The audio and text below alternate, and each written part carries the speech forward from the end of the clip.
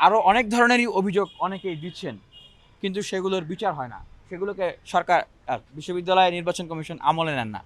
অনেকেই লাইব্রেরিতে গিয়ে প্রচারণা করছেন, অনেকেই স্লোগান দিয়ে মনোনয়ন তুলেছেন, অনেকেই খাওয়াচ্ছেন শিক্ষার্থীদেরকে, উপঢৌকন দিচ্ছেন। তো এই অভিযোগগুলো আমলে নেওয়া হচ্ছে না। কেন আমলে নেওয়া হচ্ছে না আমি জানি না, কারণ তারা অনেক বেশি প্রভাবশালী বা যারা অভিযোগ দিচ্ছেন তারা অনেক দুর্বল, এই কারণে। তাহলে তো আর লেভেল প্লেইং ফিল্ড থাকবে না। তবে আমি বারবার শিক্ষার্থীদেরকে এই মেসেজটাই দেব যে এটা কেবলমাত্র নির্বাচন না, এইটা আপনাদের প্রকৃত বন্ধুদেরকে নিয়ে আসার আপনাদের একটা আন্দোলন।